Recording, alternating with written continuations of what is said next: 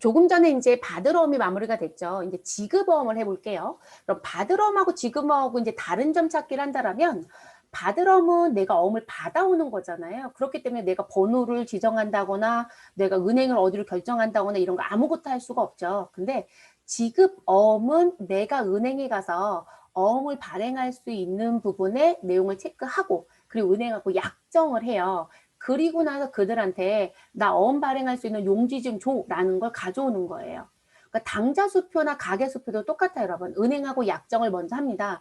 그리고 이 당좌수표나 가계수표 또는 어음 같은 경우 뭐에 대한 부분에서 이제 문제가 생기면 안 되냐면 당좌수표, 가계수표는 일종의 현금처럼 쓴다는 건 선수표가 없었을 때만 가능한 얘기예요. 근데 가계나 당좌수표도 선수표가 있다. 그럼 어음하고 똑같아요. 수표 남발해놓고 어음 남발해놓고 제가 야반도주할 수도 있잖아요. 그러니까 은행은 우리에 대한 신용조사를 모두 다 해요. 그래서 문제가 없으면 약정을 하는 거예요. 그리고 약속어음은 용지를 따로 받아와야 되죠. 여러분 은행 가서 업무 해보셨는지 모르겠는데 왜 은행에 가서 저 자기압수표로 20만 원 주세요. 그럼 10만 원권을 달라고 하면 주실 거예요. 근데 그분들이 그 기계 같은 거에 대한 부분으로 이렇게 발급을 해서 주는 거예요. 이 찍는 게. 근데 예전 같은 경우는 담당자들이 직접 발급을 했어요. 그 안에서. 근데 요즘은 일정 부분 10만 원권짜리는 대부분 일정 부분 발행을 해놓고요. 1년 번호별로. 그리고 날짜만 일부인만 찍어서 주는 경우가 더 많기는 해요. 그러면 그렇게 발행할 수 있는 기계가 필요하잖아요. 그래서 회사에서 가계수표, 당좌수표 또는 우리 어음을 발행한다 그러면 그런 기계를 구입해요. 팝니다. 그러면 그렇게 발행해서 주겠죠. 다만 전자원 같은 경우는 인터넷상에서 발행을 하니까 별도의 페이퍼 용지를 받아오거나 하지는 않아요. 네, 권리만 부여받으면 발행할 수 있어요. 그것도 부여를 받아야 발행이 가능합니다. 그래서 이 지급어음 입력할 때 제일 먼저 나오는 얘기가 기업이 약속어음을 발행하려면 먼저 은행에 가서 무엇을 약속어음 용지를 받아와라. 그리고 그 약속어음은 은행에서 관리적인 번호를 부여해줘요. 우리가 만드는 게 아니에요, 여러분. 번호를. 근데 제가 약속어음은 한글 두 자에 숫자 8자리라고 했잖아요. 그 은행에서 가져올 때 그게 벌써 부여가 되어 있어요. 여러분이 만드는 게 아니라서. 그러면 그 번호가 부여가 되어 있고 그 번호별로 나 어음 10매 받아왔어, 20매 받아왔어. 그거를 무엇해요? 등록을 하고 거래처한테 어음을 줄 때 그 번호를 하나씩 하나씩 뺏어 쓰면서 발행을 하는 거예요. 이해되셨을까요? 그리고 은행은 어음 발행을 했다 그러면 지금 어음의 개수가 있을 거예요. 우리가 발급할 수 있는 개수 10매를 줬다. 그러면 10매가 은행을 통해서 결제가 들어와야 되는데 안 들어오면 거래처하고 계속 중간중간 체크를 해요. 이거 어음 지금 현재 발행했던 내역들 좀 달라. 왜냐면 제가 야반도주할 수도 있잖아요. 그럼 또 다른 문제가 생길 수 있죠. 부도가 나는 문제가 있으니까. 그래서 그런 행위들이 사실상 움직이고 있습니다. 그래서 요 내용, 어음 프로세스에 대한 어음 발행 프로세스가 그런 얘기예요. 그래서 먼저 은행에서 용지 수령, 그리고 우리는 받아온 거 어음 등록이라는 걸 하자.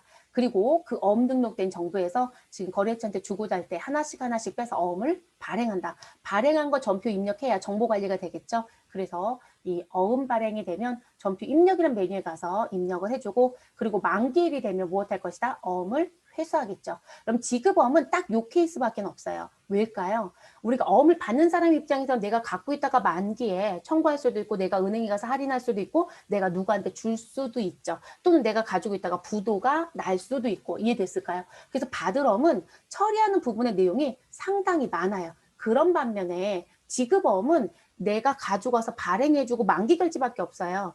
만약에 만기 결제 문제 생겼다 그럼 우리 회사가 부도 나는 거거든요. 그래서 실제 큰 거래가 있진 않아요. 딱 2건의 거래만 있다고 보시면 될 것 같아요. 그렇게 알아두시면 되고요. 자, 그럼 내려와서 우리 실습 예제 쪽으로 넘어가 주시고 어음을 받아온 것부터 정리를 할게요. 그럼 지금 저희가 메뉴가 여러 가지가 오픈이 되어 있을 거예요. 받으러 명세서는 이제 더 안 볼 거니까 우리 닫기 버튼 누르거나 우측 마우스 눌러서 닫기를 눌러주세요. 자, 그리고 계정 과목 등록이라는 건 추후에 쓸 일이 있을 것 같아서 전 요거 계속 열어놓고 갈게요. 그럼 사원 등록도 이제 안 쓸 거예요. 그러면 요것도 닫기를 하겠습니다. 됐을까요? 자, 그럼 이제 나와져 있는 부분의 첫 번째 어음 수령. 자, 3월 3일 국민은행, 국민당좌. 자, 그래서 당좌 예금하고 연동되는 우리 어음 결제할 때 은행의 계좌도 연동시켜요. 그래서 당좌 예금 통장에서 결제가 되는 모양입니다. 자, 국민은행으로부터 약속 어음 10매. 자, 시작 번호는 다가 31121001이고 10매니까 여기에 열매 번호가 자동으로 이렇게 따라 붙어요. 들쑥날쑥하게 번호 주지 않습니다. 자, 그래서 10으로 끝나는 것까지 수령을 했다라고 얘기합니다. 그러면 저희는 어음 받아왔으니까 어음 등록에 대한 걸 해주셔야 되겠죠. 네. 자, 그러면 어음 등록에 대한 부분은 어디로 먼저 가시는 거냐면, 자, 우린 자금 관리 쪽에 이제 들어갈 거예요, 여러분. 그래서 회계 관리에 자금 관리를 더블 클릭해 주시면 되시고요. 그리고 이 부분에 가시면 여러분 지급어음 명세서라는 거 보이시나요? 지급어음 명세서. 자, 그럼 지급어음 명세서를 더블 클릭해 주세요. 자, 지급어음 명세서 더블 클릭하시면 어음 등록이라고 하는 메뉴가 있어요, 여러분. 그러면 그 메뉴를 가지고 등록하는 거예요. 여러분 벌써 보이지 않아요? 어음 등록. 자, 요거 버튼 눌러주시면 돼요. 그래서 어음 등록 버튼을 누르면 팝업 창이 들어옵니다. 그리고 어음의 수령 일자를 넣어주고 뭘 받아왔는지. 자, 우린 지금 3월 3일이니까요. 나와 전 연도에 3월 3일을 넣어주세요. 자, 그리고 어음의 종류는 우리 무슨 어음? 약속어음. 그럼 3번이죠, 여러분? 자, 그리고 여기 금융기관 우리 F2번 눌러주시면 우리 은행이 뜰 거예요. 우린 국민당자로 가자라고 했으니까 국민당자를 넣어줍니다. 자, 어음의 시작번호를 넣어달라고 합니다. 어음의 시작번호는 여러분 이렇게 칸이 구분되어 있잖아요. 그런데 앞번호, 그 앞에 칸부터 그냥 일률적으로 써주시면 돼요. 자, 우리는 다가라고 넣을게요. 그래서 다가라고 넣어주시고 그리고 엔터를 치면 옆으로 넘어가요, 여러분. 그러면 어음의 시작번호는 몇 번이었나요? 3, 112, 1001이죠, 여러분. 네, 이렇게 넣어주시고 근데 우리 몇 매 받았다? 10매. 그러면 여기다 10을 넣어주면 우리 나와져 있는 번호에서 일률적으로 들어옵니다. 저 번호가 조금 이상하네요. 3, 112, 1001 됐을까요? 자, 그래서 요거 넣어주시고 여기 열매 넣으면 요 번호를 시작 번호로 쫙 등록이 돼요. 됐을까요? 자, 그러면 등록이라는 거 해주시면 우린 지금 지정한 조건과 구간 내에 어음 등록하겠냐고 물어요. 우린 할 거니까 예 눌러주세요. 그러면 등록에 성공했다라고 나와집니다. 그럼 확인 눌러주시면 됩니다. 근데 여러분 어음 등록했다가 삭제할 일이 생겨요. 그런데 등록된 어음을 지금 수불부에서라든지 이 지급어음 명세서에는 지울 수가 없어요, 여러분. 근데 이 등록 옆에 여러분 삭제 버튼이 있잖아요. 그럼 여러분 등록했던 사실이 있을 거니까 요 사실을 넣어주시고 삭제라는 부분으로 삭제해 주시면 되세요. 네, 그건 가능해요. 네, 그래서 그런 부분 가능하고 우리 삭제 한번 눌러볼까요? 요 화면 안 닫았으니까 그러면 지금 이거 삭제하겠냐고 묻죠. 네, 그래서 그렇게 삭제. 우리 아니요 여러분 삭제하지 마세요. 창 닫아주세요. 그리고 수불부에 갈게요. 자, 수불부 탭을 선택해 주시고 그리고 수령 일자는 1년을 넣을게요. 자, 지금 해당되는 연도 넣어주시고 1월 1일부터 12월 31일까지 넣어주세요. 자, 금융기관도 선택할 수 있어요. 저희는 금융기관 선택 안 하고 그냥 12번 누를게요. F12번. 그러면 우리 조금 전에 입력했던 어음의 정보 들어오는 거 보이시죠?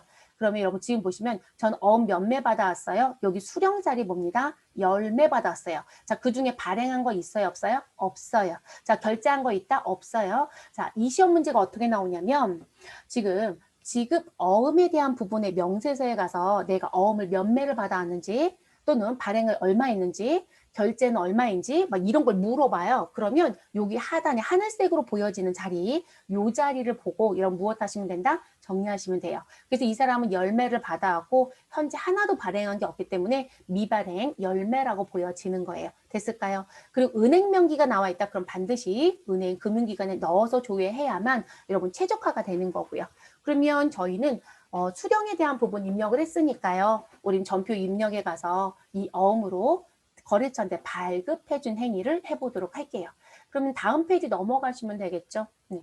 자, 지급어음의 발행입니다. 3월 3일 받아오자마자 바로 발행해줬네요. 자, 주식회사 우진에 외상매입금 500만 원을 약속 어음을 발행하여 지급하였다. 자, 어음 번호는 여러분 이건 순차적으로 번호를 빼서 써요. 그럼 첫 번째 번호, 그 다음에 두 번째 번호 이렇게 쓰겠죠. 자, 그래서 우리는 다가 31121001을 지금 가져다가 만기일자 금년도 3월 31일까지 해당되는 부분 그리고 우진한테 입금표 받았나 봐요. 그리고 이 행위는 누가 하고 있다? 관리부에서 했다. 라고 되어 있네요. 그럼 저희는 입력하러 가겠습니다. 여러분 달 바꿔야 되니까 상단에 가셔서 몇 월이요? 3월로 바꿔주시면 되겠습니다. 그래서 3월 입력해 주시고 그리고 그대로 엔터 치고 내려올게요. 자, 일잔 안에 며칠 넣어주시면 돼요? 3일 넣어주시고 유형은 뭐로 가자? 일반으로 가주시면 됩니다. 그리고 차변에 외상 매입금 넣어주시면 되죠. 그래서 외상 매입금 입력하시고 거래처는 누구인가요? 우진이라는 거래처 선택하시면 됩니다. 자, 외상 매입금 결제 금액은 500이니까 500만 원 넣어주시고 적용은 생략할게요. 자, 그리고 이 외상 매입금에 대해서는 나는 증빙을 뭐 받아왔다? 입금표를 받아왔다. 그럼 입금표 넣어주시면 되고요. 과목은 입력하지 않겠습니다. 근데 이 외상 매입금에 대해서 우리 사용한 부서. 근데 사실상 여러분 이거는 어음 쪽에 넣든 이쪽에 넣든 큰 의미는 없어요. 근데 사실 저는 어음 쪽에 넣는 게 더 맞지 않을까라는 생각을 사실 하긴 해요. 자, 우리는 어쨌든 넣을게요. 그래서 이 부분이 자격증에서는 이게 시험 문제 안 나오니까 별로 궁금해하지도 않으세요. 그리고 실제적으로 그냥 다 패스하시는 분들도 많아요. 자격증에서 별로 얘기하지 않으니까. 근데 이제 실무자들은 이 개념을 정리하고 가야 된다는 얘기고요. 자, 대변 들어갈게요. 대변엔 우리 누구 넣어주면 돼요, 여러분? 우리 외상 매입금에 대해서 누구로 정리했다? 우리 지급어음을 발행해줬다. 그럼 지급어음 넣어주시고 거래처는 당연히 우진이겠죠, 여러분. 됐을까요? 금액은 500만 원입니다. 자, 증빙은 똑같이 10번 넣어주도록 할게요. 자, 그리고 이제 어음번호 자리에 가, 여러분. 자, 본인들이 어음번호 알면 여기서 입력해도 돼요. 근데 어음번호 옆에 이런 멀티가 있고요. 어음 등록 있죠. 자, 그럼 무슨 얘기냐면 여러분 우리는 어음 등록을 어디서 등록하고 왔어요? 지급 어음 명세서. 그런데 전표 입력에도 어음 등록키가 있다 없다? 있어요. 그래서 지급어음 계정 과목 입력하고 들어가면 우리 넣었던 거 꺼내 쓸 수 있는 코드 어음 멀티도 있지만 옆에 이렇게 어음 등록키도 있습니다. 그래서 요거 눌러서 등록을 하셔도 돼요. 우린 벌써 등록했으니까 이 자리에서 F2번 누르면 등록했던 정보 열매가 등장이 됩니다. 우리 끝자리 1번으로 가기로 했으니까 우리 첫 번째 거 선택해 주시고 확인 눌러주시면 되세요. 됐을까요? 그래서 어음 등록은 전표에서도 가능하고 지급어음 명세서에서도 가능하다. 자, 만기일자 며칠이었죠? 여러분 해당 연도 넣어주시고요. 3월 31일입니다. 3월 31일. 자, 과목은 별도로 얘기한 건 없습니다. 그리고 여러분 지금 보시면 어음번호 선택하고 만기일자만 넣어주시면 실질적으로 여기 발행했다, 수령일자는 언제이고 그리고 종류는 어음이다라는 거 다 들어오는 거 보이시죠? 네, 자동으로 부여가 돼요. 왜냐면 어음 등록할 때 저거 다 설정했었으니까요. 그대로 엔터 해주시면 저장이 되면서 상단에 전표 번호가 자동으로 부여가 됩니다. 그럼 지금 아까 제가 지급어음 명제서에서 여러분 수불보 보여드렸을 때 나 열매 받아왔고 한 매도 발행한 게 없었어. 이렇게 보여졌었죠, 여러분? 그럼 지급어음 명세서에 우리는 수불보 먼저 볼게요. 그럼 수불보에 가셔서 상단에 무슨 버튼? 조회 버튼. 자, 조회 버튼 펑션 키 F12번 눌러주시면 여러분 수령 자리가 전 이건 조금 이해가 안 돼요.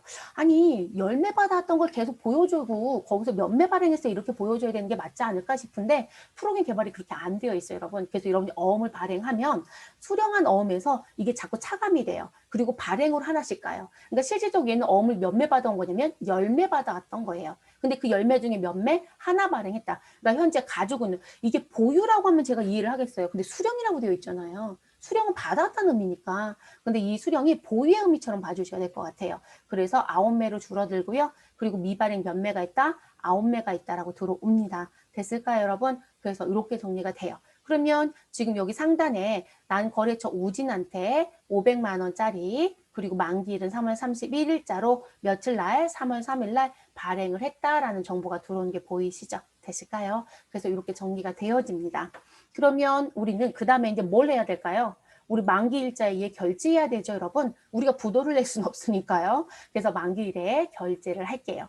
자, 그 다음에 넘어가시면 페이지 넘겨주세요, 여러분. 그래서 우리 세 번째 지급어음의 만기 결제라는 게 등장합니다. 334페이지에. 그리고 우진한테 발행했던 약속 어음이 만기가 되어 당사 국민은행 당좌 예금에서 결제되었다. 당연하죠, 여러분. 우리 이제 어음 결제할 때는 결제하는 날짜 있죠, 여러분. 그 결제일에 오후 2시까지 은행에 계좌 입금이 되져야 돼요. 만약에 2시까지 입금이 안 되면 은행에 연장 거셔야 돼요. 그 연장 안 걸면 은행에서 역으로 전화 온데 그거 좋을 거 없어요, 여러분. 그래서 연장 거셔야 되고 그리고 우리 은행 업무 마감 시간이 4시죠, 여러분. 4시까지 어음 결제를 못했다. 그럼 부도예요. 1차 부도. 근데 다음 날까지 갚으면 최종 부도로 보지 않아요. 근데 그날까지 못 갚는다? 그럼 최종 부도 처리가 되는 거예요. 이제 회사에 이제 완전히 비상이 걸리겠죠. 자, 우리는 문제 없이 갚았습니다. 전표 입력 가겠습니다. 날짜 3월 31일이니까요. 우리 1에 가셔서 31을 입력해 주시고 자, 유형은 일반으로 가겠습니다. 차변에 누구 넣어주시면 되죠? 대변에 있었던 지급어음을 상계 정리합니다. 자, 상계 정리해 주시면 이 지급어음 반제라는 글씨가 또 들어오죠, 여러분. 자, 만기 일자는 우리 올해였으니까 자, 해당 연도 넣어주시고 1월 1일부터 그냥 갈게요, 여러분. 그래서 해당 연도부터 언제까지? 12월 31일까지. 자, 거래처 입력 안 할게요. F12번 눌러주시면 우린 사실 한 건밖에 없었습니다. 그래서 500만 원짜리 우진 날짜 며칠이요? 3월 30일 거 한 건이 조회가 되죠. 그럼 데이터 선택해 주시고 처리라고 눌러주세요. 자, 그러면 여기 반짝하면서 반영이 되죠, 여러분? 그럼 500만 원 정리됐습니다. 자, 증빙 별도로 필요하지 않고요. 자, 그리고 요거에 대한 사용 부서를 넣어달라고 합니다. 근데 여러분, 사용 부서 부분은 이 어음 누가 사용했느냐? 우리 아까 관리부 유형규가 썼죠? 그럼 여기다 관리부라고 넣어주시면 되겠죠. 그래서 관리부 넣어주시면 되고요.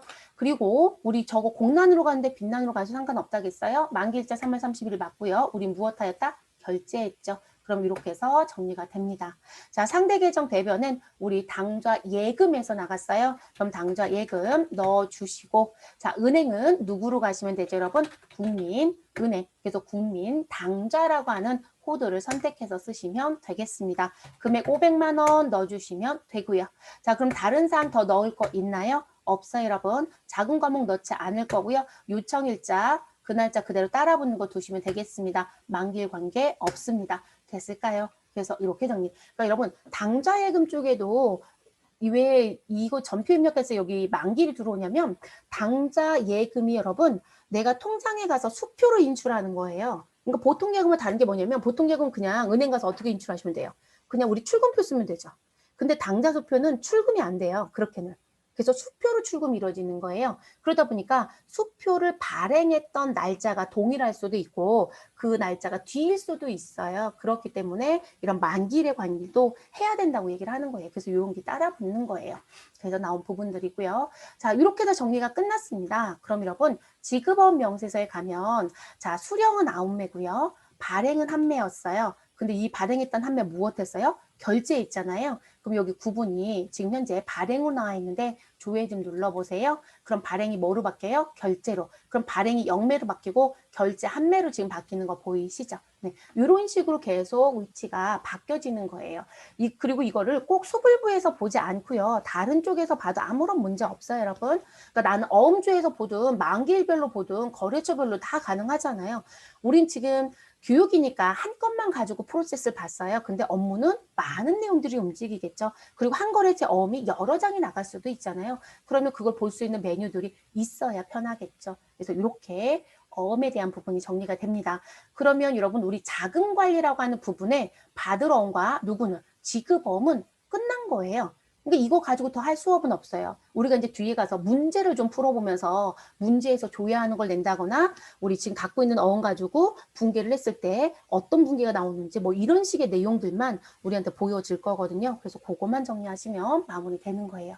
지급어음 명세서는 종료하도록 하겠습니다. 닫기 버튼 눌러서 닫아주시고요. 저희는 다시 전표 입력을 열어놓고 그 다음 예제로 넘어갈게요.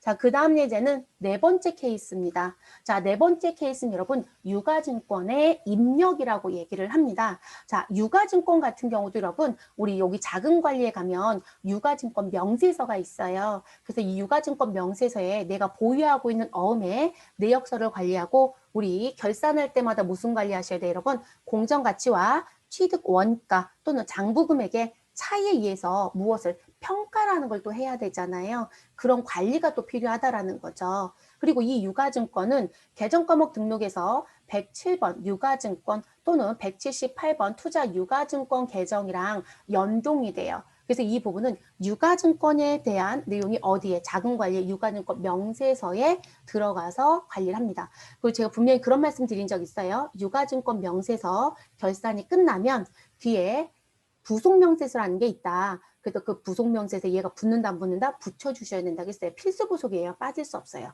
그래서 그런 부분들 그래서 그런 것도 해주셔야 된다는 얘기도 잠시 했었죠. 자, 그러면 저희는 연동 항목까지 이제 말씀을 드렸고요. 우리 지금 어느 부분 실습 예제에 와서 유가증권 취득 얘기를 좀 해볼게요. 그럼 여러분 지금 여기서는 유가증권 취득 얘기밖에 못해요. 당장 결산을 할 수 없잖아요. 그럼 이 취득했던 거 뒤에 가서 무엇 할 거예요? 결산하자라는 얘기를 해야 되겠죠. 네, 그렇게 움직일 부분입니다. 자, 4월 30일 단기 보유 목적으로, 자, 여러분 시험 목적상 반드시 용어 따는 거 필요하죠. 우리 개정 과목은 형태상 분류로는 회계 처리하지 않습니다. 자, 유가증권은 크게 나누면 형태상 분류, 누구와 누구로 나누죠? 우린 지금 현재 채무증권이냐 지분증권이냐. 채무증권은 만기가 있는 증권, 우리 지분증권은 만기는 없어요. 그죠? 내가 갖고 있다가 권리 행사할 수 있는 거. 자, 그러면 이렇게 채무와 지분증권을 형태상 분류가 있습니다. 근데 그거를 회계 처리하지 않고 두 개를 묶어서 다시 보유 목적상의 내용으로 우리 회계 처리하죠. 그래서 단기 보유 목적이다. 단기 매매 증권. 장기간 갖고 있겠다. 라고 할 수도 있죠. 그래서 장기자만 나오면 무엇으로 간다? 매도 가능 증권. 이렇게 가죠, 여러분. 나는 만기일까지 가지고 있겠다. 그래서 만기일에 금액이 얼마인지까지 확정되어 있는 채무증권이다. 그럼 만기 보유 증권. 그쵸? 자, 그리고 회사의 영향력 행사가 가능한 유가증권을 갖고 있다. 지분법 적용 투자 주식. 유가증권 사지선다 분계 문제 평가 처분 모두 다 출제죠. 반드시 기억합니다.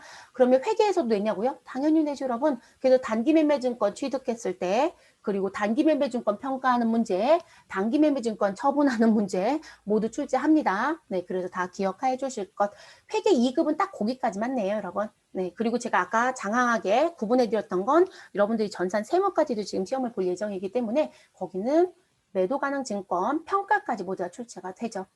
자, 내용 다시 돌아올게요. 자, 그러면 단기 매매 증권으로 회계 처리해 주시면 되고요. 주식회사 필립의 주식 300주. 자, 번호 나와져 있고요. 액면가는 10,000원이고 매입가는 12,000원이라고 되어 있습니다. 자, 매입하면서 우리 증권 거래 수수료 5만 원을 포함하여 현금으로 지급했대요. 자, 우리 자산의 취득과 관련된 취득 시 부대 비용은 무조건 뭐로 가는 게 맞다? 취득 원가에 가산하는 게 맞다. 다만 단기 매매 증권은 뭐로 간다? 영업의 비용에 처리를 해주시면 되죠. 요거만이죠. 얘만 예외 조항이에요. 그래서 얘는 우리 무엇으로? 수수료 비용으로 가면 되죠. 자, 근데 이제 조심할 게 있어요, 여러분. 우린 수수료 비용으로 여러분 배우셨을 거예요, 회계를. 그런데 수수료 비용하고 똑같은 얘기가 무엇이다? 지급 수수료예요. 그리고 여러분 업무에 가시면 요거 지급 수수료 쓰는 회사가 되게 많아요. 우린 자격증에서 이제 전산세무는 지금 지급수수료 내다가 수수료 비용으로 바꿔버렸어요. 본인들 프로그램에서 개정 과목을. 그런데 지급수수료 쓰는 회사도 많다. 똑같은 계정이다. 자, 그래서 영업의 비용에 있는 지급수수료 또는 수수료 비용 쓰시면 됩니다. 자, 지금 관리부 유원규라고 나와져 있는데요. 뭐라고 되어 있냐면 107번 유가증권 개정을 우린 무엇으로 바꿔달라? 단기매매증권으로 바꿔달라. 그리고 영업의 비용 범위에 누굴 등록해달라? 지급수수료 계정도 등록해달래요. 결론적으로 무슨 얘기일까요? 아, 얘네는 계정에 대한 부분이 지금 총괄적으로 나오는 전체 계정으로 나와 있구나. 그럼 우리가 원하는 계정 무엇하면 돼요? 변경해서 쓰시면 되겠죠? 자, 계정 과목 등록 열어놨으니까 저희 클릭해 주시고, 자, 유가증권 107번 단기매매증권으로 바꿔달라겠어요, 여러분. 그 부분은 어디에 있다? 당좌자산 구간이죠. 네, 당좌자산에 단기 투자자산에 들어가는 계정이죠. 그러면 107번 유가증권 선택하시고요. 그럼 오른쪽 화면 활성화되죠, 여러분. 그럼 계정 과목 자리 클릭. 자, 그리고 얘를 누구로 바꿔주셔라? 단기 매매 증권으로 바꿔주셔라. 그러면 여기 입력해 주시면 아래쪽에 내용이 들어오죠. 네, 출력 계정에. 그리고 다시 단기 매매 증권이라고 한 번 더 입력합니다. 자, 출력 계정명에 가셔서 우리는 상단의 간격 또는 F8번 펑션키 눌러주시면 여백 조정 되죠. 자, 보조 언어 쪽에 나오셔서 이것도 해주세요. 자, 그럼 이렇게 해서 정리가 끝났습니다. 자, 계정의 구분은 현재 무엇으로 갈 거냐라는 것도 우리는 필요하죠, 여러분. 계정 구분은 저희 일반으로 갈게요. 일반. 그래서 여기 미사용부터 시작해 나온 부분에 우리는 일반으로 갑니다. 자, 그리고 입력 부분은 당연히 입력 가능이고요. 증빙의 필수 입력은 우리 차대변 무엇으로 가자. 그냥 선택으로 쓸게요, 여러분. 그리고 연동 항목은 유가증권이고 현금흐름표 계정 과목 뭔지 나와 있죠, 여러분. 그래서 시험 문제에 연동에 대한 얘기를 물어보잖아요. 그럼 기억이 안 나면 계정 과목 등록에 와서 여기 연동이라는 거 빨리 보세요. 네, 연동. 그래서 요거로도 확인이 되시니까. 자, 그리고 한 가지만 보고 갈게요, 여러분. 자, 뭐 보고 갈 거냐면 여기 관리 항목 좀 잠깐 볼게요. 자, 지금 관리 항목 쪽에 오시면 지금 금융거래처부터 쭉 들어져 있는데 여러분, 누군가는 차대변 필수, 차대변 선택이고요. 누군가는 차대변 필수예요. 그럼 여기 필수 값으로 들어간 건 무엇 해야 된다? 무조건 입력을 해야 돼요, 여러분. 무조건. 근데 저는 이게 제일 불만인 게 뭐냐면 우리 주식은 만기일이 없어요, 여러분. 근데 이 주식이라고 하더라도 만기일이 지금 현재 뭐로 되어 있어요? 차대변 필수죠. 근데 이거를 바꾸시면 되거든요. 근데 이거를 안 바꾸시고 아니 나 주식을 샀는데 만기를 왜 넣으라는 거야? 이러고 계세요. 여기를 무엇 하시면 된다? 그럼 선택으로 바꿔버리시면 돼요. 이해되셨어요? 네, 그거 바꾸시면 됩니다. 우리는 지금 바꾸란 얘기 아무것도 없잖아요. 등록만 하라고 했으니까 그대로 세팅된 값대로 쓸게요. 그럼 이대로 두시고 저희는 어디에 가자? 아이고 계정값 하나 더 넣어야 되겠죠? 네, 조금 이따 전표 입력에 갈게요. 그래서 이렇게 놔두시고요. 자, 우리 하나 더 등록해야 되는 거 지급수수료. 네, 이 부분은 영업의 비용에 가야 되죠, 여러분? 그럼 쭉 내려오셔서 영업의 비용을 선택해 주시면 되겠습니다. 자, 영업의 비용 더블 클릭해 주시고 그리고 937번에 등록해달라고 아예 코드 번호 줬으니까요. 우리는 937번에 들어갈게요. 자, 937 선택해 주시고 계정 과목명 선택 그리고 지급 수수료를 넣어 주시면 되겠습니다. 그래서 지급 수수료 넣어주시고요. 자, 그러면 우리 계정 과목 들어오죠. 다시 한 번 더 지급 수수료 넣어주시면 출력에 대한 부분까지 자동으로 들어옵니다. 자, 펑션키 F8번 눌러서 여백 조정해 주시면 우리는 깔끔하게 정리가 됐습니다. 자, 내려옵니다. 계정 구분은 미사용이 아니라 반드시 뭐로 바꿔주신다? 사용으로 바꿔주셔야 돼요. 그래서 반드시 사용으로. 자, 그럼 사용은 뭐로 들어갈 거냐라는 문제가 생기죠. 일반으로 갑니다. 일반. 자, 그리고 입력 구분은 반드시 뭐로 간다? 입력 가능으로 들어갑니다. 자, 그리고 증빙에 대한 필수 자리가 있어요. 우린 그냥 차대변 선택으로 들어가겠습니다. 그리고 연동과 관련된 건 별도의 내용은 우리 설정하지 않겠습니다. 그래서 이렇게 정리됐을까요? 그럼 이렇게 입력해 주시고 그리고 이제 어디로 가요? 전표 입력으로 다시 들어가야 되는 거죠. 됐을까요? 전표 입력에 들어와 주세요. 자, 전표 입력 들어오셔서 저희 4월 30일이니까 우리 상단에 달을 몇 월로 바꿔주시고 4월. 자, 그리고 일자는 며칠로? 31로. 자, 들어오셔서 우리 품위에 대한 번호는 입력하지 않습니다. 자, 유형은 일반입니다. 자, 그럼 구분해 가셔서 우리는 단기 매매증권에 대한 얘기랑 우리 지급 수수료 정리해야 되겠죠. 단기 매매증권 여러분 몇 주 샀어요? 300주. 그런데 나는 얼마 주고 샀다. 우리한테는 사오는 입장에서는 누가 필요하지 않다? 액면가액이 의미가 없어요, 여러분. 내가 발행하는 입장에서는 액면가가 중요하죠. 액면가대로 사채가 생기고 액면가대로 자본금이 생기는 거니까 근데 살 때는 시중에서 움직이는 시가를 지불하고 했겠죠. 공정가치만큼 지불하고. 그래서 매입가가 중요합니다. 그럼 여러분 300주 곱하기 12,000원 하면 360만 원이죠. 네, 그리고 수수료는 별도로 비용 처리.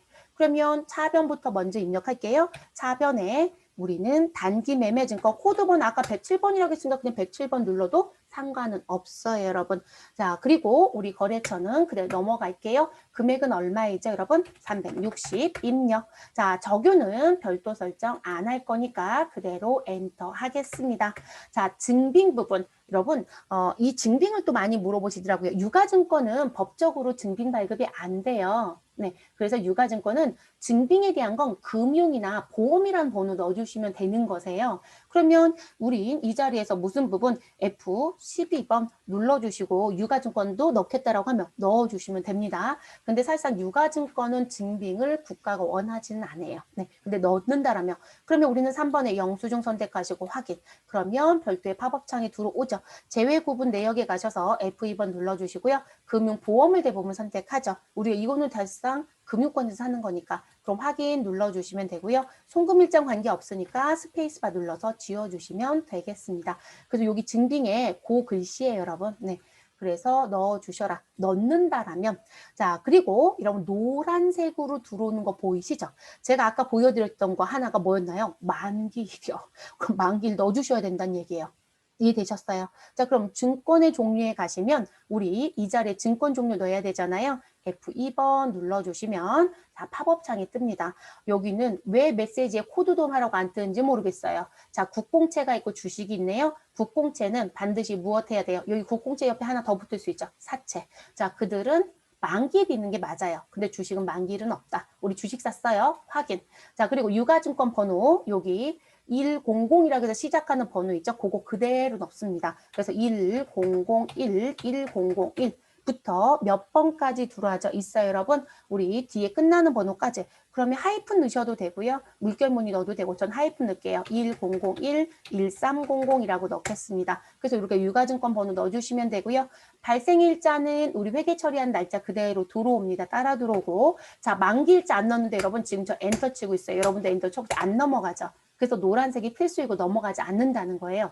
그럼 여기다 만기를 넣어주셔야 되는데 우리 만기는 그냥 임의 표시. 그러니까 주식이니까 만기일은 없어요. 그러니까 이게 싫으시면 무엇 하셔라? 계정 과목 등록해서 필수 자리를 선택으로 바꿔버리시라고요. 그러시면 됩니다. 우리는 임의로 무엇으로 넣자. 여러분 우리는 교재 나와 있는 거 그대로 그냥 넣을게요. 여러분 동일하게 갈게요. 지금 해당 연도에 4월 30일 넣겠습니다. 자, 평가 방법. 자, 여기도 코드돔 F2번 눌러주세요. 그럼 시가법으로 평가할 건지 원가법으로 평가할 건지. 여러분, 우린 시장성이 있는 유가증권은 뭐로 평가한다? 시가법. 근데 시장성이 없는 유가증권은 뭐로 간다? 원가법. 자, 그러면 시장성이 있다, 시장성이 없다 두 개가 같이 모여있는 유가증권 누구이다? 매도가능증권이에요. 그래서 매도 가능 증권은 무조건 평가하는 게 아니에요. 시장성 있는 유가증권만 무엇을 평가하고 시가, 공정가치를 평가하고 우리 무슨 뭐 원가성이 그러니까 시장성이 없다라고 하는 부분은 또는 시장성이 상실하면 단기 매매 증권에 있던 것도 모두 다 매도 가능 증권으로 모두 다 무엇 하셔야 돼요? 변경해 주신다고 배웠겠죠? 그러면 그런 부분에 대한 건 원가법을 평가해요. 그래서 이게 원가라는 것도 있는 거예요. 자, 우리는 단기 매매 증권이에요. 단기 매매 증권은 절대로 시장성이 없는 유가증권은 들어올 수 없어요. 자, 그래서 시가법으로 선택하는 게 맞겠죠. 자, 수량은 지금 현재 몇 주를 샀죠, 여러분? 300주를 샀어요. 그럼 300주 넣어주시고요. 자, 액면가라고 나오는데 저는 이것도 이해가 안 돼요. 액면가가 아니라 여러분, 우리가 돈 주고 산 가격이 들어가야 되지 않아요? 그쵸? 우리가 지금 사는 입장이잖아요. 그래서 여기 금액이 무엇으로 바뀌어야 되는 게 맞을까요? 매입가로 바뀌어야 되는 게 맞아요. 근데 액면가 넣어달래요. 그래서 정말 재밌는 게 뭐냐면 이게 유가증권 명세에 가서 금액을 확인할 때 이게 액면가로 떠 있어요. 근데 주식수 300주를 나누면 액면가가 아니라 더 큰 금액이 나오거나 더 적은 금액이 나올 수 있죠. 왜냐면 내가 돈 주고 산 금액으로 들어야 되니까요. 근데 그런 문제점이 조금 있습니다. 우리는 또 액면가로 넣으라고 했으니까 우린 10,000원 넣을게요. 그래서 시험 문제 출제하는 출제위원들이 어떻게 내고 있냐면 액면가와 공정가치가 동일한 것처럼 시험 문제를 내더라고요. 그리고 기말에 무엇이 가격이 바뀌었다. 이렇게 내고 있는 실정이에요. 그래서 우린 준거대로 갑니다. 그래서 이 액면가가 아니라 우린 매입가로 바뀌는 게 더 합리적일 것 같습니다. 자, 이자율은 누구였을 때 중요하다? 국공채. 그쵸? 우리 사채까지 합쳐서 국공채에 대한 사채들까지 그들 이자를 받아야죠. 그래서 그들만 필요합니다. 자, 그럼 엔터 하시고 단기 매매 증권은 정리 끝났습니다. 내려오셔서 대변에 아이고 차변 하나 더 해야 되죠? 차변에 우리는 누구요? 지급 수수료 937번 코드 아니까 직접 넣을게요. 자, 금액은 얼마이다? 우리 5만이죠, 여러분? 네, 5만 원 넣어주시면 되겠습니다. 자, 얘는 증빙을 넣어야 되는 게 맞아요, 여러분. 얘는 증빙을 꼭 넣어야 되겠죠. 그러면 얘는 증빙 몇 번으로 가야 된다? F2번 눌렀을 때 3번을 선택하시고 똑같은 상황인 거죠. 3번 일반 경비 선택하시고 우리는 제외 대상에 대한 부분에 가셔서 F2번 눌러주시고 금융보험이죠. 누가 봐도 그쪽에 내는 수수료거든요. 자, 송금일자는 스페이스바 누르셔서 지워주시고 확인해 주시면 되겠습니다. 됐을까요? 자, 그래서 이렇게 정리가 되고요. 대변에 갑니다. 자, 대변에 가셔서 우리 돈 뭐로 줬어요? 현금. 저는 출금 전표 처리 안 했어요, 여러분. 차대로 넣습니다. 자, 그래서 우리는 현금 넣어주시면 되겠습니다. 그러면 현금 101번 선택해 주시고 금액은 얼마이다? 우리 365만 원, 3650 플러스 눌러주시면 되겠죠. 자, 이렇게 해서 마무리 해주시면 되세요. 이거 여러분 출금 전표로요. 출출 넣어도 문제가 되지 않아요. 네, 그건 상관없어요. 저는 차대로 입력을 한 것 뿐이에요. 됐을까요? 문제될 거 없다. 그러면 자동 저장되면서 마무리가 된 거죠. 그럼 이렇게 해서 유가증권 입력을 한 해봤어요. 그럼 우리는 어디 가봐야 돼, 여러분? 자금관리 가봐야 되겠죠? 자, 그래서 회계관리 모드 선택해 주시고요. 그리고 자금 관리 쪽에 가시고 누구를 가자? 유가증권 명세서를 가자. 그럼 유가증권 명세서 더블 클릭해 주시면 그러니까 우리가 유가증권이라고 얘기하는 계정 과목이 벌써 구성이 되어 있단 말이에요. 우리가 연동이란 부분에 벌써 걸어놨잖아요. 그거에 의해서 전표를 입력하면 무엇 될 것이다? 유가증권에 들어올 것이다. 그럼 여기 만기 일별 현황이 있고 유가증권 명세가 있어요. 우리는 유가증권 명세서를 보는 게 맞죠. 우리는 지금 채권에 해당되는 유가증권이 아니에요. 지분증권이었잖아요. 그래서 유가증권 명세서에 가시고 그리고 기표 일자는 우리 나와져 있는 해당 연도에 1월 1일부터 언제까지 12월 31일까지 입력할게요. 자, 계정 과목 선택하실 수 있고요. 저희는 그냥 F12번 눌러볼게요. 자, 시험은 매도 가능 증권 주면 매도 가능 증권, 단기 매매 증권 주면 단기 매매 증권 검색하시면 됩니다. 그럼 여러분 주식이고 증권번호 나와 있고 액면가 10,000원이고 주수 300주, 장부가 360. 그럼 여러분 360만 원을 300주로 나누면 우리는 액면가가 아니라 매입가 얼마이다? 우리 12,000원이 나오죠. 그래서 이 문제 나오면 반드시 요 금액과 그러니까 장부가액을 300주로 나눠서 그 금액이 액면가랑 같은지 확인하세요. 다르다라면 나눈 금액이 실제 돈 주고 산 거예요. 됐을까요? 이렇게 확인합니다. 그래서 이렇게 정리해서 갖고 있다가 여러분 결산할 때 이 장부 금액하고 누구랑 비교하는 거예요? 시장에서 움직이는 시가 금액이랑 공정가치랑 비교해서 시가가 올라갔으면 평가 이익이고 시가가 떨어지면 평가 손실 처리해야 되잖아요. 이렇게 정리가 되는 거예요. 됐을까요? 그래서 마무리해 주시면 되는 부분입니다. 자, 여기가 유가증권 관련돼서 나오는 부분이에요. 자, 그리고 뒤로 넘어가시면 이제 누가 등장해요? 5번째 기간 비용과 관련돼서 나오는 부분이 있어요.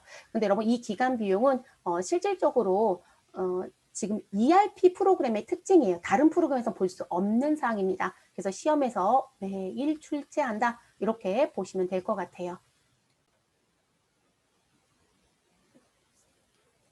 기간 비용의 입력이라고 되어 있는데 이 메뉴 같은 경우는 시중에 있는 프로그램에는 이 메뉴가 없어요. 근데 이 메뉴가 있으면 우리가 어떤 부분이 좀 편하냐면 우리가 보험료라든지 또는 뭐 이자는 사실상 무역업이 아닌 이상 미리 주는 경우는 없어요. 원래 이자는 미리 받으면 합의된 사항이 아닌데 미리 달라고 요구하면 불법이에요. 원래 선취가 원칙이 아니라 후취가 원칙이에요.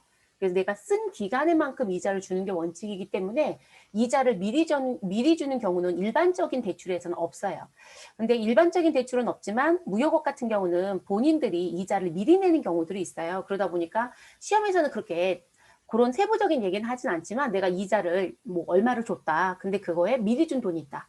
뭐 이런 얘기 많이 냈죠. 또는 보험료가 가장 대표적이죠. 보험료. 그래서 우리가 보험료를 1년치를 대부분 보편적으로 내요. 근데 그 1년치 납부했던 보험료 중에 우리가 회계 기간을 구분해서 가다 보니까 그 기간에 해당되는 것만 발생한 거로 보잖아요. 그러니까 그 해당 기간에 발생한 것만 비용으로 봐야 되고 그리고 그 기간이 지금 들어오지 않는 것, 소위 말해서 회계 기간이 다음 기수로 넘어간다라고 하면 그 부분은 차기라고 해서 우리가 실질적으로 미리 준 돈 이렇게 얘기를 하죠. 또 반대로 이제 이 성급비용 명세서라고 되어 있지만 사실 우리가 이제 성급비용이라는 표현을 쓰는데 이 성급비용이라는 부분 말고요. 선수 수익도 사실 같이 쓸 수는 있어요. 그래서 내가 미리 받은 것 중에 수익이 있더라. 그러면 차기분에 대한 건 넘겨줘야 비용하고 원리가 맞아지겠죠. 그래서 우리가 선급 비용, 선수 수익에 대해서 요거 입력할 때 관리 항목만 잘 넣어서 가져가면 우리는 추후에 결산할 때 미리 받거나 미리 준 돈에 대해서 한꺼번에 무엇하겠다. 비용으로 정리하고 자산으로 정리하고 이런 부분 할 수 있다의 관점이에요. 그래서 등장한 메뉴예요. 그래서 이 메뉴는 사실 실무자들 입장에서는 상당히 좋은 메뉴예요. 회사가 자동차가 많다 그러면 자동차가 뭐 몇십 대 갖고 있는 회사들도 있잖아요.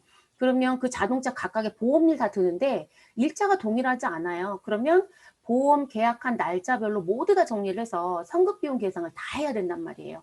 근데 그걸 다 손으로 계산한다라고 하면 상당한 시간이 걸리겠죠. 근데 ERP는 이 기간 비용 입력이라는 것만 이해하셔서 우리가 제대로 구동을 하면 결산할 때 그 부분이 몇십 건이 되든 몇백 건이 되든 모두 다 자동 계산을 시킬 수가 있는 기능이에요.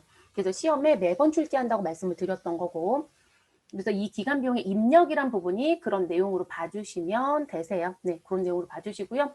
그리고 이제 이 기간에 대한 거 입력할 때 여기 뭐 양편 넣기가 있고 초일 산입이 있고 말일 산입이 있어요. 이제 요건 뭐냐면 전표 입력을 해서 이 입력된 데이터를 우리가 무엇 하겠다, 결산할 때 자동으로 형성시키겠다, 이런 취지로 쓰는 거라고 했잖아요. 그러면 여기 관리 항목 쪽에 넣을 때 이 내용을 넣어줘야 되거든요. 그래서 양편 넣기라고 하는 건 시작하는 날짜와 끝나는 날짜를 모두 다 포함시키겠다. 그래서 우리가 초일, 시작하는 걸 초일이라고 해요. 끝나는 걸 말일. 그 부분을 다 넣겠다. 대표적인 게 보험료, 여러분. 그래서 보험증권을 우리가 실질적으로 열어보면 시작하는 날짜와 끝나는 날짜가 중첩이 돼요. 1년짜리 계약이다. 그러면. 자, 그러면 내가 2020년 4월 1일에 보험 계약을 했다. 그럼 우리가 보편적으로 다음 연도 3월 31일에 끝나는 게 보편적이에요. 근데 보험은 그렇게 끝나지 않고 4월 1일에 시작해서 4월 1일이 끝나는 거로 되어 있어요. 이 중간에 공백을 주면 안 돼서 그래요. 이게 중간에 보험이 이제 가입하는 약정 기간 중에 중간에 공백이 생기면 뭐 사고라든지 다른 문제가 생겼을 때 이게 보험에 대한 보호를 받을 수가 없잖아요. 그래서 실질적으로 일수가 겹쳐요. 일수가 겹치고 그리고 12시에 시작을 해서 12시에 끝나는 것처럼 이 24시 00이라는 부분의 계약서를 써요. 근데 그래서 그런 걸 양편 넣기라고 한다. 그럼 1년이 365일이면 양편 넣기를 하면 우리 플러스 1이 돼서 366일치만큼 가지고 계산하자. 이렇게 시작이 되는 거고요. 자, 초일 산입은 시작하는 날짜를 산입하고 끝나는 날짜는 산입하지 않겠다. 라는 원리가 초일 산입. 말일 산입은 시작하는 날짜는 못하지만 우리 포함하지만 끝나는 날짜는 포함하지 않겠다. 라는 원리로 움직여요. 그래서 초일과 말일의 의미는 그런 의미이다. 이렇게 알아두시면 될 것 같아요. 그래서 이 부분은 실질적으로 여러분이 선택을 하셔야 되는 거기 때문에 중요한 부분이에요. 만약에 시험 문제다 그러면 이 부분은 실질적으로 시험에서 모두 다 보여줄 거예요. 보여줄 거라서 고민 안 하셔도 되고. 그리고 한 가지 여담으로 우리가 이제 시험 보러 가시면 여기도 계산 문제를 내면 항상 지문에 이렇게 달아줘요. 월, 할 계산하세요. 이렇게 주거든요. 근데 여러분 정확하게 갖고 가셔야 되는 게 뭐냐면 우리가 실제 업무하실 때요. 월, 할 계산은 감가상각비 계산 말고는 월할이 없어요. 자, 무슨 얘기냐면 내가 지금 자동차를 구입해서 감가상각을 한다. 근데 4월 5일에 샀다. 그러면 4월 5일부터 사서 바로 썼다라고 얘기할게요. 그러면 4월 달부터 있었기 때문에 1월부터 3월에는 그 자동차가 없었잖아요. 그럼 감가상각 안 하겠죠. 그러면 우리가 12달 중에 4월부터 12월 달까지만 계산하는 거예요. 그런 걸 월할이라고 얘기를 해요. 그리고 감가상각 하실 때 1월 미만이 생길 수 있는 거죠. 제가 4월 5일에 샀으니까 1월 미만은 그냥 한 달처럼 봐주는 게 원칙이에요. 그래서 우리가 시험 문제 풀다 보면 그 월할 계산 문제를 내요. 전산세무 시험 준비 같은 경우에는 월할 계산 문제가 빈도가 조금 낮은 편이에요. 어렵게 낼 때 내는 문제거든요. 근데 ERP 회계 준비하시는 분들은 월할 계산 문제 자주 내요. 그래서 반드시 취득일자를 꼭 파악하고 푸셔야 돼요. 그래서 그거 조심하시고, 그리고 지금 배우는 이 부분은 시험에서도 거의 다 월할로 낼 거예요. 무슨 부분? 나 지금 기간이 경과했는데 아직 못 받은 돈이 있어. 미수 수익. 아, 내 기간이 경과했는데 내가 아직 못 준 돈이 있어. 미지급 비용. 자, 그리고 내가 미리 준 돈이 있어. 그러면 선급 비용. 그리고 내가 미리 받은 수익이 있어. 선수 수익. 이렇게 얘기하죠. 근데 그 문제 계산을 하고 하면 항상 월할 계산을 풀었을 거예요. 근데 업무는 월할 계산하지 않아요, 여러분. 일할 계산이 원칙이에요. 월할은 없어요. 자격증만 모르낸다. 자격증만 월할로 내요. 그리고 자격증만 4월 1일에 시작해서 3월 30일에 끝나는 것처럼 줘요. 근데 실제로 우리 자동차 보험 가입해보면 누가 4월 1일에 딱 계약을 해요. 자동차 취득일자가 다 다른데. 그렇기 때문에 그런 식의 내용은 없다라고 알아두시는 게 좋을 것 같아요. 네, 그렇게 알아두실 것. 자, 그래서 그 내용은 한 번은 말씀을 드려야 될 것 같아서 얘기했어요. 자, 실습예제 들어갈 거예요, 여러분. 자, 실습예제 들어갈 건데, 자, 기간비용 발생이라고 해서 5월 2일에 발생된 거를 드렸어요. 자, 근데 5월 1일 발생인데 보험기간 동일하게 5월 2일로 드렸죠. 사실 이럴지는, 이것도 이렇지 않아요, 여러분. 우리 보험 가입하는 경우는 실질적으로 보험 만료일자 일주일 전에 미리 다 가입해요, 여러분. 그래서 여러분 회사에 가셔서 회계 처리하실 때, 보험 처리하실 때, 그 적율안에 보험 기간을 꼭 넣어주셔야 돼요. 스마트 A나 세무사랑 쓰시면. 안 그러면 모두 다 보험증권 찾으셔야 돼요. 보험 기간이 내가 보험료 낸 날짜하고 달라요. 시험에 걔도 보험료를 보험 기간의 시작 일자로 계속 내다 보니까 좀 그런 줄 아시는데 그렇지 않습니다. 그래서 그런 거 확인해 주시고 자 그래서 저희는 동일하게 드리긴 했어요. 수험서니까. 그래서 업무용 차량의 보험료 90만 원. 자 보험의 기간은 지금 나와져 있는 우리 연도로 그냥 가져갈게요. 저희는 지금 프로그램이 2021년도니까 2021년도로 갈게요. 그럼 2021년도 5월 2일부터 우리 2022년 5월 1일 이렇게 정리하시면 되시고 자, 그래서 1년치 보험료 90만 원을 동부화재 보험 주식회사에 현금으로 납부했습니다. 그리고 이 업무를 처리한 사람은 관리부 유원규라고 드렸어요. 자, 그리고 여기 박스에 뭐라고 드렸냐면 기간 비용 현황에 무엇하기 위해서는 반영하기 위해서는 관리 항목이라는 부분이 들어오는데 그 부분에 이 내용이 설정되어 있어야만 할 수 있다라고 되어 있네요. 그래서 우리 대체 계정이라는 부분, 시작과 끝나는 날짜, 그리고 우리 계산하는 방법. 자, 그래서 이 부분들이 설정이 되어 있어야만 무엇할 수 있다. 우리 자동 계산을 해서 결산 때 반영할 수 있다. 이런 표현이 됩니다. 그리고 자, 또 하나 지금 ERP에서 이런 미리 낸 돈이 있다라고 할 땐 여러분 보험료 처리하지 않아요.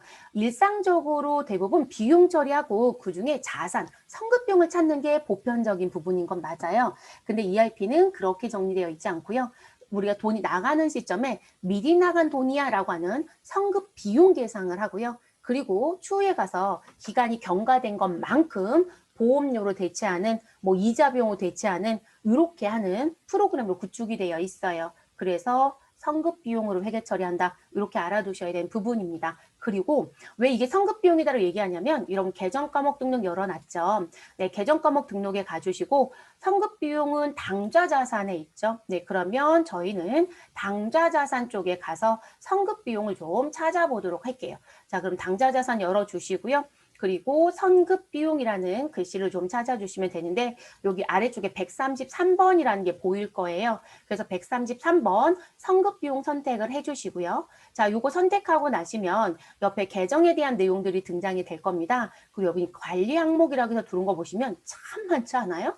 그쵸? 자, 그럼 그 관리 항목에 들어가서 봤더니 자, 우리 대체 계정이라는 부분, 시작 일자, 종료 일자, 계산하는 방법. 자, 요 부분들 보시면 지금 조금 전에 얘기했던 이 항목들 여기 들어져 있죠. 근데 그게 어디에 설정이 되어 있어요? 성급비용. 만약에 여러분들이 보험료를 가지고 나는 비용으로 처리하고 뒤에 가서 차기분에 대한 걸 자산으로 처리하는 걸 쓰고 싶다. 그러면 성급비용이 아니라 보험료 이런 세팅값이 되어 있는 게 있었어야 된다는 얘기예요. 근데 우리 프로그램은 성급비용에 이게 되어 있어요. 그래서 이거 설명을 드리는 거고 그러면 ERP 쓰는 회사에 여러분 입사하시면 우리는 보험료를 회계 처리하는 게 아니라 성급비용 회계 처리해야 된다는 얘기죠. 네, 그렇게 인식을 하셔야 되는 부분입니다.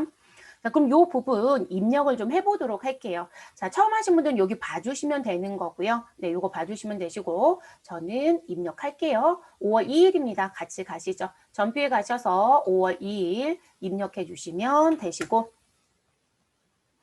자, 그리고 프로그램 이제 활성화가 되면요. 우리 품위 번호는 안 넣을 거고 유형은 일반으로 갈게요.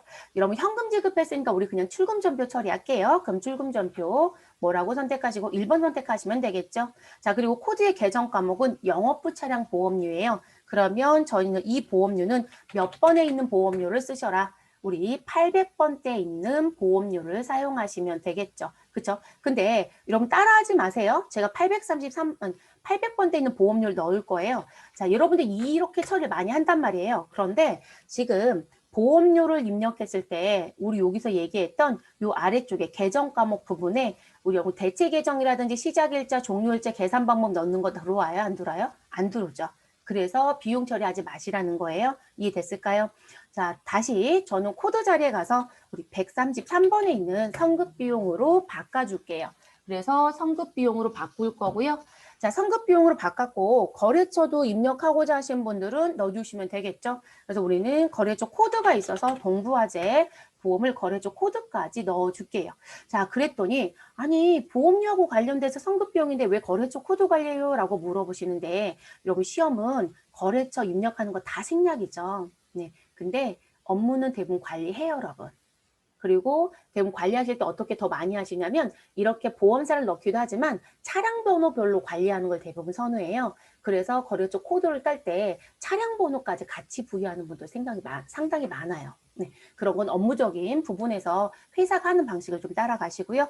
자, 저희는 90만 원 입력하겠습니다. 적용은 생략할 거고요. 자, 그리고 여러분 보험료는 면세예요. 보험은 면세입니다. 근데 증빙 발급이 된다 안 된다? 국가가 인정한 증빙 안 돼요, 여러분. 금융과 보험은 무엇 할 수 없다? 영수증 발급할 수 없다라고 되어 있어요. 그래서 보험 증권으로 가늠이 돼요. 우리는 현금적기 때문에 여러분 우리 다른 부분이 없어요. 그래서 보험 증권으로 갑니다. 자, 코드덤 F2번 눌러주시고요. 그리고 우린 이건 그냥 영수증 처리가 됩니다. 3번 눌러주시고 확인. 자, 그리고 나서 제외 대상 내역 구분이란 부분에 가셔서 F2번 눌러주시면 우린 누가 있다? 금융과 보험 용역이 있죠. 그래서 보험료는 반드시 이렇게 16번 코드 걸어 주셔야 돼요. 이해되셨을까요? 이렇게 넣어주시면 되는 거고요. 됐어요? 자, 그래서 이렇게 넣어주시면 되시고, 그리고 이 상호는 왜 붙냐면 우리 거래처 코드에 이렇게 코드화 시키면 여기 상호부터 요 기본적인 사항이 자동으로 따라와요. 뭐 그냥 두셔도 상관은 없어요. 송금일자는 전혀 관계 없으니까 지워줍니다. 그리고 우리는 확인이라는 걸 누를게요. 됐을까요? 그래서 이렇게 정리하실 수 있고, 자, 그리고 이제 내려와서 프로젝트는 관계가 없고요. 그리고 저희 이제 사용 부서를 넣을 건지, 우리 이 돈은 누가 썼다? 영업부 차량이에요. 그래서 우리는 영업부라고 사용 부서 넣을게요. 자, 대체 계정. 그럼 대체 계정은 제가 아까 실수하는 거 보여드릴게요. 그러면서 제가 보험료 넣었었잖아요, 여러분. 그러면 이 성급 비용은 보험료였으니까 뒤에 가서 비용으로 대체되는 계정은 여기다 누굴 넣어준다? 보험료. 그리고 영업부 차량이니까 반드시 판매비와 관리비에 있는 보험료 계정 과목을 선택해 주셔야 되겠죠. 됐을까요? 그러면 이 자리에서 코드돔 F2번 눌러보세요, 여러분. 그럼 계정 과목을 조회할 수 있어요. 그럼 우리는 보험료라고 넣어주시면 되는 거잖아요. 그래서 보험료 검색하시면 521번부터 821번, 우리는 821번 보험료 선택하고 확인 눌러주시면 됩니다. 자, 시작일자, 요거는 보험증권에 기재되어 있는 보험의 기간. 자, 우린 2020년, 우리 2021년도로 바꿀게요. 2021년도 5월 2일부터. 자, 종료일자 어떻게 가자? 2022년 5월 2일로 가자. 여러분 제가 시작과 끝나는 날짜 동일하게 드렸죠. 양편 넣기라는 관점으로 간다고 했어요. 네, 이렇게 가는 거고요. 계산 방법에 가셔서 코드 도움 F2번 눌러주시면 양편인지 초일인지 말일인지 글씨가 들어오죠. 자, 우리는 양편 넣기가 맞습니다. 그래서 확인 눌러주시면 되겠습니다. 자, 요 업무용 승용차는 무슨 얘기시냐면 지금 요것도 사실상 여러분 시험에서 지금 등한시하고 있는 부분인데요. 요것도 되게 중요해요. 일하실 때는 업무용 수용차 관련된 부분은 지금 2급에서는 출제를 하지 않고 1급에서는 출제를 해요. 회계 1급에서는. 이것도 지금 현재 ERP가 제일 먼저 출제를 시작했고요. 다른 시험도 또 출제를 하겠다라고 등장을 시켰어요. 전산세무회계는 지금 작년에 메뉴를 최초로 등장시켜줬고 세무 1급에 출제하겠다 이렇게 됐는데 작년 기출에는 사실상 출제하진 않았습니다. 자, 그럼 이 업무용 승용차는 회사에서 지금 비영업용 소형 승용차를 가지고 무엇하고 있다? 아, 우리 그거 타고 다니고 있다. 라는 얘기인 거예요. 그럼 이런 비영업용 소형 승용차 어디서 들어보셨어요? 부가가치세법. 그죠? 네, 부가가치세법에서 공제받지 못할 매입세액에 해당되는 자동차의 대표적인 걸 부가세에서 뭐라고 불렀어요? 비영업용 소형 승용차라고 했잖아요. 그 자동차하고 관련된 걸 법인세 용어예요. 이거는 법인세에서는 업무용 승용차라고 해요. 그래서 이 업무용 승용차라고 불러주고 이 부분에 대해서 무엇하겠다? 너네 비용 관리 시킬 거야. 이런 취지예요. 그래서 1년 동안 비용으로 인정받을 수 있는 거 수선과 그리고 유지에 대한 거 포함이에요. 그러면 그 부분에 대한 내용에 지금 1,500만 원까지밖에 비용 인정이 안 돼요. 근데 여러분 대표이사가 지금 만약 이게 에쿠스라고 얘기를 해볼게요. 지금 찬 자동차가 에쿠스다 그러면 에쿠스가 자동차 가격이 좀 비싸잖아요. 그래서 한 1억 정도 뒀다. 그런데 이게 감가상각을 5년밖에 못해요. 강제상각 규정이 있어서. 그러면 1억을 5년으로 할 거고 정액법을 쓰게끔 아예 못 박혀 있어요. 그러면 1월에 샀다라고 하면 1억을 5로 나누면 그럼 벌써 감가상각비만 얼마예요? 2천이에요. 근데 문제는 그 1,500만 원에 2천만 원이 포함돼요. 감가상각비 포함이거든요. 기름 넣는 거, 감가상각하는 거, 자동차세 내는 거, 보험료 내는 거 이해되셨어요? 고치는 거, 심지어는 고속도로 통행료도 낼 거고요. 그리고 우리 니스 얘기했던 거 기억할까요? 제가 다른 수업하면 니스 얘기했었는데, 자, 니스가 운용니스, 금융니스가 있다고 했어요. 네, 그러면 우리 금융니스는 내 원금의 이자를 같이 갚아야 된단 말이에요. 그러면 그 금융니스를 빌렸던 이자까지 포함이에요. 그거 다 합쳐서 1년 동안 얼마밖에 인정 안 하겠다? 1,500. 자, 회사는 비상상태겠죠. 이것 때문에 상당히 많이들 힘들어하고 있습니다. 이거 개정돼서 들어온 지 얼마 안 됐고요. 뭐 초창기에 처음 들어왔던 첫 해는 난리가 나긴 했었어요. 이거 어떡하란 얘기지? 우린 자동차가 50대인데 30대인데 누군가 관리자가 있어야 되겠죠. 그래서 그 부분에 대한 것도 여기서 입력을 하는 거예요. 됐을까요? 네, 그렇게 가는 부분입니다. 스마트A나 세무사랑은 우리 왜 그 어음관리나 관리키 제가 설명했던 거 기억나요? F3번 키 쓴다고? 네, 그 F3번 키로 이 업무 할 수 있어요. 네, 그렇게 보시면 되고요. 자, 그래서 업무용 수능자, 우리 요거는 생략할게요. 네, 생략하고 가겠습니다. 그래서 이렇게 출금 전표 처리를 했어요. 됐을까요? 그러면 반드시 입금 전표, 출금 전표는 뭐 조심하셔라? 헤드 쪽에 라인을 벗어나라. 그래야 번호가 부여되면 저장된 거다 이렇게 얘기했죠. 자, 라인 벗어나야 되니까 우리는 마우스로 두 번째 라인을 선택을 해주세요, 여러분. 그러면 우리 저장이 되면서 번호가 자동적으로 부여가 될 겁니다. 자, 이렇게 회계 처리하셔야 돼요. 그럼 여기까지 회계 처리가 되었으면 이 부분 자동으로 쓸 수 있는 메뉴를 좀 갖다 올게요, 여러분. 우린 교재 쭉 따라가시면 경로 다 써 있으시니까 그러면 이 부분은 전표 장부 관리라는 데 갑니다.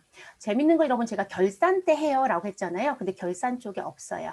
자, 전표 장부 관리 쪽에 가면 기간 비용 현황이라는 거 보이시나요? 네, 기간 비용 현황이라는 걸 누르면 이게 선급 비용에 대한 명세 역할을 해주는 부분이에요. 자, 그래서 기간 비용 현황에 가시면 자, 회사에 대한 회계단이 들어오고요. 기표일자 넣으라고 들어옵니다. 그럼 이 기표일자가 뭘 얘기하는 거겠어요? 전표를 입력한 날짜를 말하는 거죠. 여기 기표번호 나와져 있잖아요. 요걸 얘기하는 부분. 그래서 기표번호는 지금 보시면 내가 전표를 입력했던 날짜에 1년 번호 1번, 2번, 3번, 4번 이렇게 부여가 되는 거예요. 그러면 저희는 1년을 그냥 그대로 보겠다. 그럼 1월 1일부터 12월 31일 상태에서 구분란에 갔더니 선급 비용도 있고 선수 수익도 있어요. 시험이 선급 비용만 정말 많이 내요. 선수 수익을 잘 안 내요. 그러다 보니까 이 구분란에 선수 수익이 없는 줄 아시더라고요. 아니에요, 여러분. 여기는 선급도 쓸 수 있고 누구도 쓸 수 있다. 선수도 사용할 수 있어요. 자, 그럼 데이터 불러옵니다. 그럼 여기 기표일자에 우리 5월 2일에 이해되셨어요? 동부화재 보험에 넣었던 정보가 들어오죠.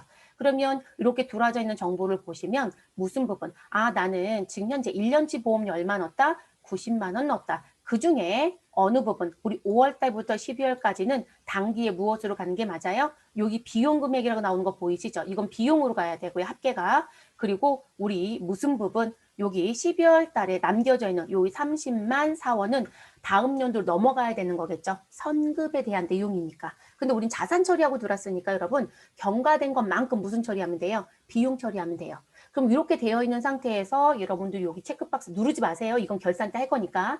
여기 체크박스를 선택하고 상단에 전표 발행을 누르면 우리가 무슨 부분? 우리 12월 31일자로 전표가 자동 반영이 된다는 거예요. 여러분 이게 훨씬 더 편하지 않을까요? 자, 그리고 요거 전표 입력하면 이렇게 들어와요. 그런데 누가 뭘 물어보셨냐면 이게 시험 보는 분의 입장이에요. 아, 저는 여기에다가 기표일자를 넣고 전 여기다가 직접 타이핑을 쳤어요. 라고 하시는 학생이 있어요. 괜찮아요. 시험이니까. 아, 시험이니까 괜찮은 거예요, 여러분. 여기다 타이핑 쳐서 금액 산출이 가능해요. 네, 그건 가능합니다. 근데 전 별로 권장하지 않아요. 업무는 그렇게 하시면 안 돼요. 회계 처리 데이터를 가지고 오는 게 맞아요. 근데 회계 전표 처리하고 온다라고 해서 시간 오래 안 걸려요, 여러분. 그냥 전표 처리하고 불러드리면 되잖아요. 근데 우리가 이제 빨리 풀겠다고 여기다 직접 치는 분들이 있더라고요. 네, 직접 입력은 가능합니다. 네, 근데 별로 권장하진 않는다. 그래서 이렇게 정리가 되고요. 그리고 옆에 기간 비용 대장이라고 해서 지금 저희는 그냥 이대로 놓고 그냥 조회 버튼 누를게요, 여러분. 자동적으로 1년이 들어와 있고 구분은 성급으로 들어왔으니까. 그러면 이 부분에 양편 넣기 선택해서 너는 전체 일수가 366일이고 라는 부분도 보여질 거예요. 그래서 이 부분 가지고 지금 현재 입력된 정보들도 볼 수 있습니다. 그리고 기간 비용 현황도 갈게요. 자, 기간 비용 현황에 가시고요. 여기 구분은 성급에 커서가 멈춰 있을 거예요. 이대로 갈게요. 자, 그리고 계약 기간은 1월부터 12월 그대로 두시고요. 우리는 이 상태에서 조회라는 걸 눌러볼게요. 그러면 기표일자 5월 2일에 보험료 366일에 대한 부분 우리 발생 총액은 얼마? 90만 원이고요. 자, 여기 조회일수 보시면 244일이라고 들어져 있고 조회 기간에 무슨 부분? 비용은 59만 9,996원. 제가 이거 왜 보여드리냐면 자, 시험 문제 이런 문제가 있어요. 당기분 성급으로 지급됐던 비용 중에 비용으로 대체되는 금액이 얼마입니까? 라고 하면 이제 여기 입력에 가서 5월 달부터 12월까지 여기 비용이라고 나와져 있는 금액을 계산기를 누르더라고요. 그럼 계산기 누르지 말고 어디 가자고요? 기간 비용 현황에 가면 조회된 기간. 그럼 조회된 기간은 여기 1월부터 12월에 대한 요 기간에 맞춰서 들어오는 거거든요. 그러면 요 금액이 59만 9,996원이라고 보여지죠. 그리고 미리 준 날짜 성급이라고 들어서 성급의 잔액은 여기 보이죠. 제가 아까 미리 얘기해 드렸죠. 성급 잔액 30만 4원은 다음 연도 성급 비용으로 가서 다음 연도 비용 처리할 거란 말이에요. 요거는 기간 비용 입력이란 부분에서 벌써 봤죠. 그렇죠? 그런데 조회 기간의 비용은 그냥 여기 보시고 답변하시면 돼요. 네, 계산기 누르지 않으셔도 돼요. 그래서 그런 문제가 또 출제가 되어집니다. 그러면 우리 성급 비용으로 넣어서 정리한다는 얘기까지 마무리가 됐어요. 그래서 우리가 5번째 케이스까지 정리가 된 부분입니다. 됐을까요? 그래서 이렇게 정리. 그리고 제가 전표 추가하지 말란 얘기는 이거 결산 때 하는 거잖아요. 네, 그래서 우리 결산해야 돼요. 그래서 결산 때 같이 추가해서 여기 전표가 들어오는 부분 보시고요. 그리고 그게 어떻게 보여지는지까지 같이 검토를 할 거거든요. 그래서 하지 마시라고 얘기를 했습니다.